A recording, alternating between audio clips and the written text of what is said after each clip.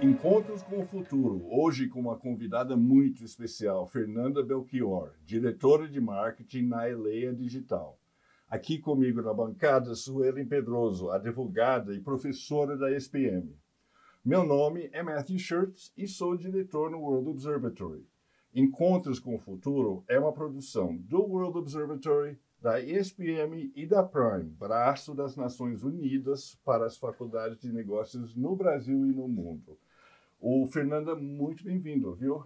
Conta pra gente o que faz a Eleia Digital. Bom, primeiramente é uma delícia, estou super feliz de estar aqui, agradeço o convite. A Eleia Digital Data Centers ela foi fundada há 5 anos, nós somos uma plataforma sustentável. Hoje a gente tem a maior capilaridade do Brasil em termos de data centers no país. A gente tem 7 data centers em 5 cidades. Hoje, quando a gente olha para o mercado, realmente é um alcance incomparável. E toda a nossa infraestrutura ela é abastecida com energia renovável. Então, hoje o que a gente faz basicamente é oferecer grandes edifícios para grandes organizações, grandes provedores de cloud, de conteúdo, espaço para eles levarem seus equipamentos com energia, com segurança, rodando com energia renovável, energia limpa, e boa parte do tráfego de internet passa pela gente, né? Então, eu diria que hoje tudo que você pensar em economia digital, até o que fica na nuvem, precisa de uma infraestrutura física. E essa infraestrutura física, quem consegue corresponder são os data centers. Onde ficam os seus data centers? Que cidades? Olha, hoje a gente tem data center em São Paulo, no Rio de Janeiro, que eu diria que são os principais mercados do Brasil. São Paulo hoje representa quase 80% da demanda de data center, é uma demanda bastante concentrada na região sudeste. A gente também tem data centers em Brasília, que é um grande polo governamental também de infraestrutura, e em Porto Alegre e em Curitiba. Então, hoje a plataforma são 7 data centers, como eu comentei, e a gente está em processo de aquisição de mais 2 data centers, que a gente deve fechar isso até o final desse ano, na Grande São Paulo, um em Tamboré e um em São Bernardo do Campo. E quem são seus clientes? Para quem vocês vendem? Para empresas de tecnologia? Isso, na verdade, assim, a gama é bem abrangente. A gente vende para o mercado corporativo. Então, imagina que um hospital, uma instituição financeira, né, como um banco, uma escola, um grande provedor de cloud. Então, por exemplo, Microsoft, Google, são exemplos de empresa que podem contratar um serviço de data center para rodar os seus sistemas. Tá. Então, mesmo que eles tenham uma estratégia de infraestrutura de rodar dentro de casa, que é o que a gente chama de on-premise, muitas aplicações precisam rodar por questões técnicas em ambientes ou de nuvem ou com um provedor terceiro, que a gente chama que são esses data centers. Então, a gama hoje, assim, o serviço que a gente oferece é praticamente para todo o mercado corporativo, né? Então, a empresa ela começa a ter uma estrutura, começa a ter uma demanda de ter bastante servidores, de bastante conectividade para trocar tráfego, como a gente chama, com provedores de conteúdo ou com operadoras, ela pode potencialmente precisar de um data center. E um data center é um prédio cheio de computadores? É isso que eu já vi aqui no centro de São Paulo. É Exato. De vocês ou não? A gente tem data center na Zona Sul. Há vários data centers na região, como você citou, na região ali central de São Paulo, por conta do sistema financeiro, né? Então, São Paulo foi bastante importante nesse sentido, principalmente, né, algumas décadas, o sistema financeiro estava no centro de São Paulo. Então, tem muita coisa, a própria bolsa, né, troca muito tráfego, então tem bastante, mas esses prédios, respondendo sua pergunta, eles podem ser horizontais, verticais. Muitos desses data centers estão em regiões mais afastadas, até por uma questão de segurança, de disponibilidade de energia, porque o data center é uma estrutura que consome bastante energia. Porque imagina o computador que a gente tem em casa, quando a gente vai usando, ele vai esquentando, né? Nos equipamentos do data center é a mesma coisa, então a gente precisa refrigerar esses equipamentos. E para fazer isso, a gente consome energia. Então, é uma tecnologia que a gente usa constantemente para poder aumentar a eficiência energética, usando o menor dos recursos para poder baixar essas temperaturas. Então, a gente tem que fazer toda essa equação funcionar de uma maneira sustentável, né? Porque os recursos, eles são finitos, né? A gente está vendo, acho que bastante discussão em relação a isso, né? Sim. De como trabalhar com os recursos, de como as empresas trabalharem isso de maneira mais sustentável, e eu acho que o mercado de data center é um mercado que pode capitanear muitas mudanças positivas relacionadas à sustentabilidade. Fernanda, e já que você falou especificamente disso, essas estratégias, elas são utilizadas como, assim, estratégia também de marketing para vender o seu serviço, né? A questão da sustentabilidade é utilizada nesse sentido. Quais são as estratégias de marketing para vender o seu serviço? Sim. Tem dois componentes, acho que são bem interessantes. A gente tem o perfil desse mercado corporativo, Sim. que eu acho que são empresas que estão em processos bastante diferenciados da adoção de sustentabilidade. Então, se eu olho, por exemplo, para uma grande empresa de cosméticos ou um grande banco, ele já tem uma estrutura financeira e compliance, já tem uma área de governança, de sustentabilidade, e já existem protocolos muito importantes para o processo decisório. Só que tem empresas menores que ainda não têm isso. Então, a gente precisa também trabalhar com uma parte que eu gosto muito, que é inbound marketing, ou seja, a gente vai criando uma narrativa de conteúdo para educar esse decisor também sobre como é importante a cadeia fornecedora dele estar sustentável, né? Então, isso é um trabalho que a gente entende que funciona. Agora, tem uma outra parte, que são esses grandes clientes, né, de capacidades massivas. Eu citei os provedores de conteúdo, os provedores de cloud, né? Então, por exemplo, um Google, Facebook, Microsoft, eles também são clientes de data centers. E essas empresas, elas já assumiram protocolos, compromissos globais de sustentabilidade. O Google foi uma das primeiras empresas em 2007 a colocar protocolos de descarbonização. Então, eles já estão mais amadurecidos para poder consumir esse tipo de cliente ou esse tipo de fornecedor.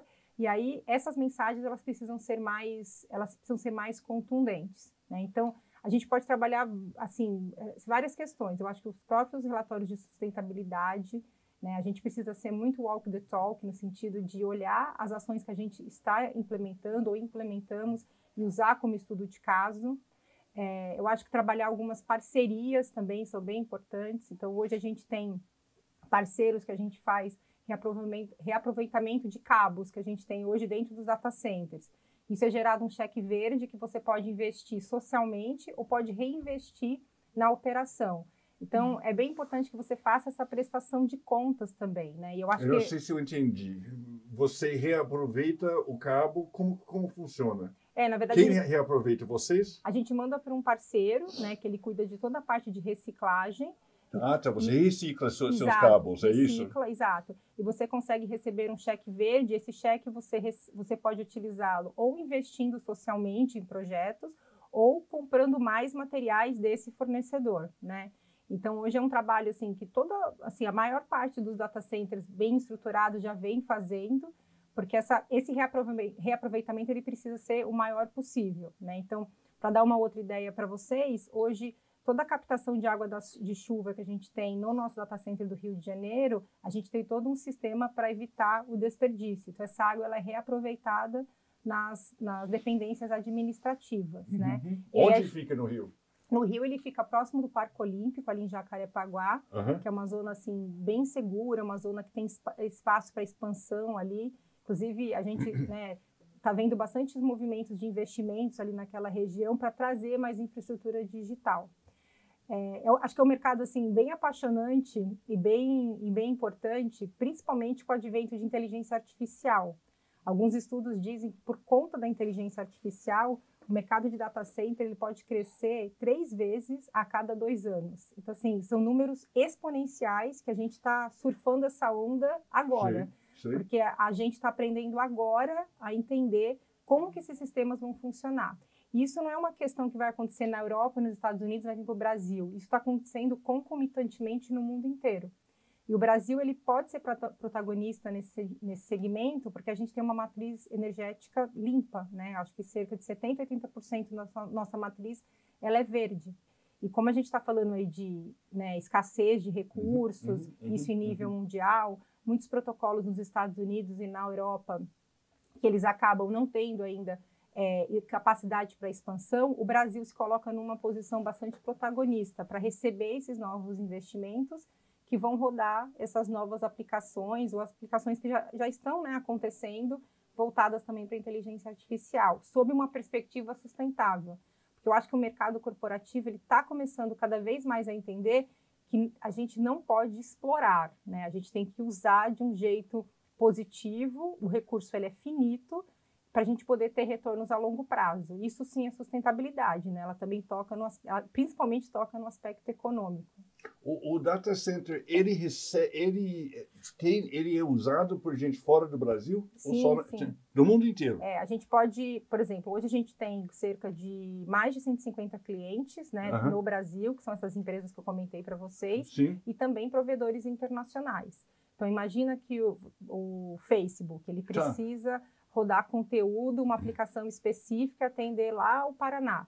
Então, ele vai poder colocar um sistema rodando no nosso data center ou de um concorrente próximo da onde ele precisa gerenciar esse conteúdo. Tem uma questão que é muito importante na física, que é aquela questão de quanto tempo um dado leva de um ponto A para um ponto B.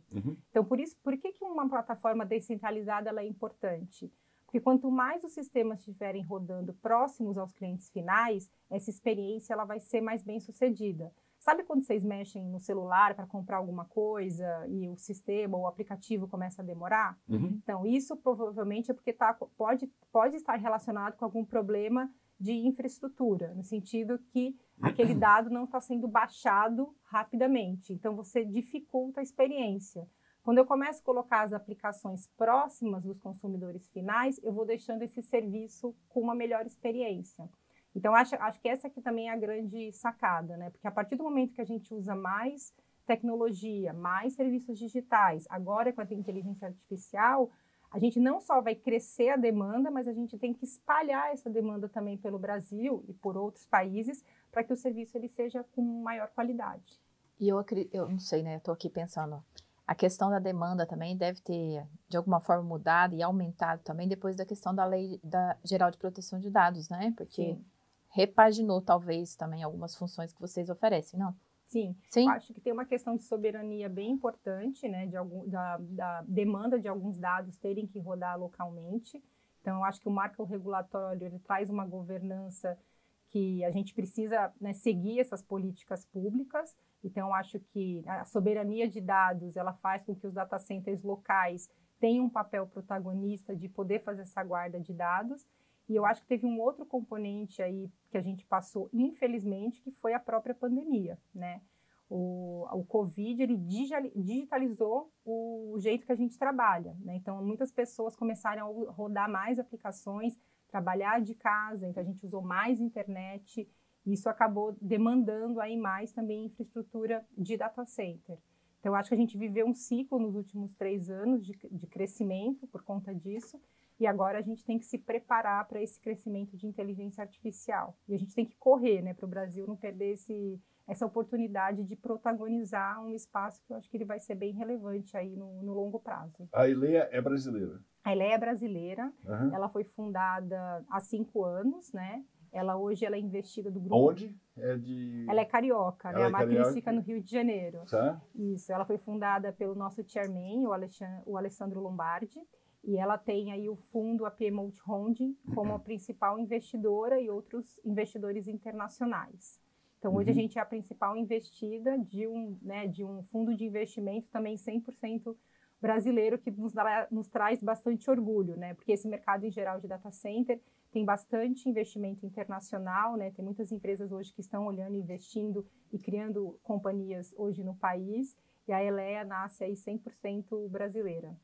Perfeito. E de onde vem a energia de vocês, que é renovável?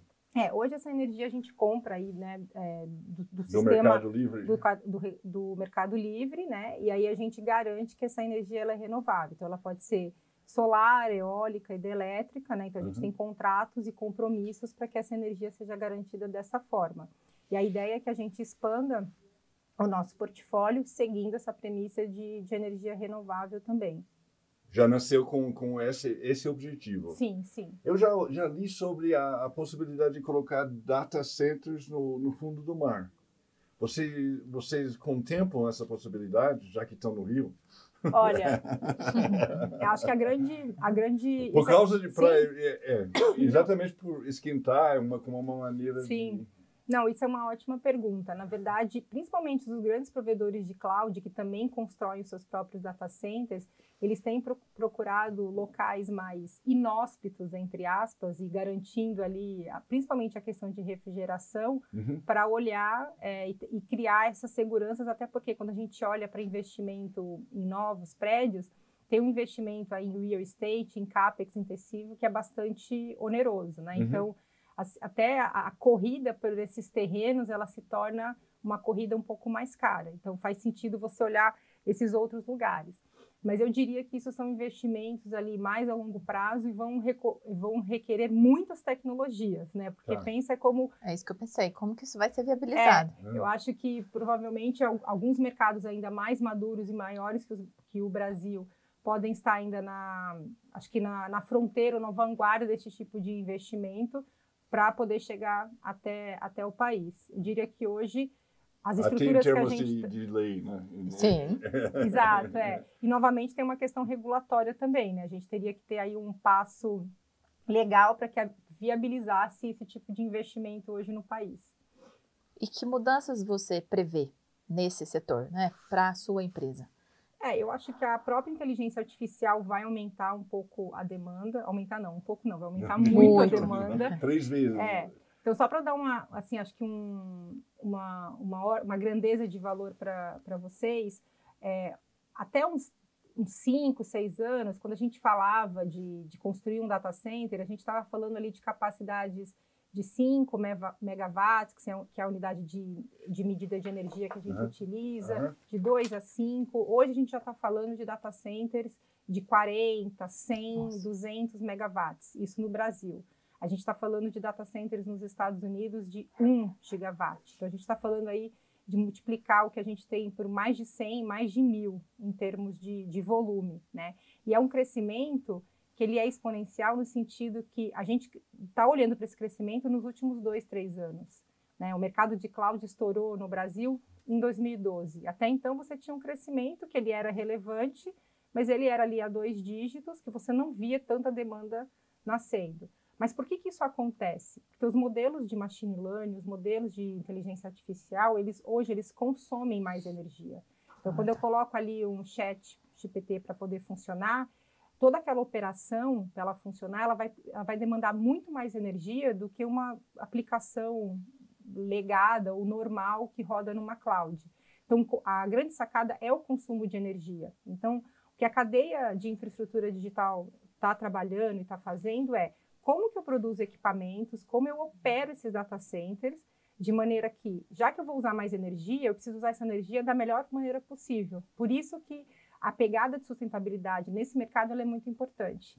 Porque se a gente não usar o recurso de maneira adequada, ele vai faltar em algum momento, né? O planeta é um só, então a gente precisa realmente cuidar desses recursos. Então eu diria que as expectativas elas são muito promissoras, no sentido que a gente tem muita demanda vindo, muitos modelos que vão poder rodar no Brasil, que são aplicações ou demandas de clientes nos Estados Unidos ou em outros mercados. Então, tem uma chance de potencializar essa internacionalização. Só que a gente também tem desafios, né? No sentido de criar marcos regulatórios, da gente conseguir protagonizar essa questão de sustentabilidade e de formar mão de obra qualificada para trabalhar nesse mercado, né? Eu acho que o gap de tecnologia para mão de obra ele é grande. Quando a gente põe a lupa no setor de data centers, ele é proporcionalmente maior. Então, a iniciativa privada, junto com outros stakeholders, vão precisar também olhar para isso. Fernanda, como que você entrou nessa área? Conta um pouco de você. Como você chegou, né, a ser diretora de marketing numa empresa de data centers? Pois é, eu sou jornalista de formação, né? Desde os 12 anos, meu sonho era ser jornalista, eu diria que é um lugar comum, adorava aula de literatura, redação, ia super bem escrevendo. Trabalhei por uns 10 anos com isso e sempre em mercados de capital intensivo, cobrindo papel e celulose, cobrindo a indústria petroquímica, trabalhei em alguns jornais. Sim. E aí eu resolvi mudar um pouco a minha carreira e começar a estudar estratégia, estudar inteligência de mercado. E aí eu tive uma oportunidade de migrar para o Rio de Janeiro, eu sou paulistana, nasci criada em São Paulo. e eu vi uma oportunidade de trabalhar num data center no Rio de Janeiro. Isso era por volta de 2013. Então, já faz aí 11 anos que eu estou nesse mercado. E aí eu comecei uma nova profissão num segmento que eu não sabia o que era. Eu lembro que o teste que eu tive que fazer para entrar nessa empresa era... Eu tinha que fazer uma análise de mercado sobre cloud. Eu falei, gente, o que é cloud? Né? E eu lembro de ligar para uma amiga e falar, seu marido trabalha com tecnologia, será que ele pode me explicar? E ele me deu uma aula de 40 minutos, e aí eu fiz o teste, e olha que coisa engraçada. Uma coisa que me ajudou muito nesse teste, e vai parecer que foi combinado, mas não é, foi um curso que eu fiz na SPM. É uma coisa muito maluca. Qual foi o curso? Eu fiz um curso de estratégia de marketing de 2 meses e meio, justamente porque eu estava nessa migração. Eu acho que toda vez que alguém me pergunta, Fernanda, eu quero mudar de carreira, eu quero fazer uma mudança lateral, o que eu devo fazer? Assim, antes de encarar uma pós, faz os cursos rápidos. Tenta uns cursos de menor duração para você ir experimentando essas novas disciplinas. Enfim, ele me caiu como uma luva, fiz o teste, me mudei para o Rio e comecei a trabalhar nessa área com inteligência de mercado e me apaixonei pelo mercado de data center. É um mercado que às vezes parece um pouco árido, técnico demais, mas tem tanta mudança e a gente acaba, né, contando ou tocando a vida das pessoas, né? Porque tudo hoje passa pela internet e tem muita mudança, assim, tem muito investimento, tem sempre novidade. E aí eu entrei nesse mercado, aí eu fiz uma leve migração para o marketing, passei por alguns outros data centers também e aqui estou bem apaixonada fazendo marketing. O marketing que você faz na Eleia é B2B? É B2B, é 100% sempre B2B. 100% B2B, tá. O que significa B2B? Agora eu que... Você é business to business. Business to business. Isso. Mas eu acho que em português fala B2B também, B2B, né? B2C é business to consumer. Para falar que eu nunca trabalhei com B2C, eu trabalhei por 11 meses, quando eu trabalhei numa fintech, que aprendi bastante, porque eu acho que o ritmo ele é um pouco diferente, né? Eu acho que a cadeia de processo de decisão de compra ela é muito mais rápida, mas eu gosto muito do B2B, assim, principalmente para venda de data center, é uma venda complexa. Você tem que tocar, às vezes, 5 a 6 decisores, é um ciclo de compra, quando a gente fala de um prospect, que é um cliente novo, potencial cliente novo, que ele vai de 9 a 14 meses. Você está vendendo um projeto que muitas vezes o cara compra ou o data center inteiro ou uma parte do data center que você tem que entrar com os maquinários, com a estrutura para construir aquele pedacinho, né, de infra para o cliente específico. Então, eu acho que essa jornada de aculturamento, essa jornada de educação que o inbound marketing ele proporciona, que é você trabalhar muito com conteúdo rico, você trabalhar com prova social, eu acho que isso ajuda a você ir criando esse relacionamento com o cliente. Principalmente porque data center, eu diria que é um setor ingrato do ponto de vista do marketing, porque a gente vende a certeza que a gente não para. Porque se o data center parar, o cara... Acabou. A gente viu nos Estados Unidos agora, pois né? Então, isso é super importante. Então, a gente precisa escolher as fotos certas. Assim, isso é uma coisa que eu trabalho sempre com o meu time, né? Então, todos os EPIs têm que estar corretos. A gente pode mostrar algumas partes específicas só do data center. Tem partes que são confidenciais. Questão de segurança. As palavras que eu uso, elas têm que ser muito linkadas, tem que ter toda uma semântica associada à segurança, à continuidade de negócios, porque é isso. Não é uma venda por impulso, né? Então, eu preciso ir acomodando e trazendo aquela cultura de compra de infraestrutura para quando o meu decisor for decidir na hora do budget, eu ser a primeira escolha ou estar no shortlist dele. Quanto custa um data center?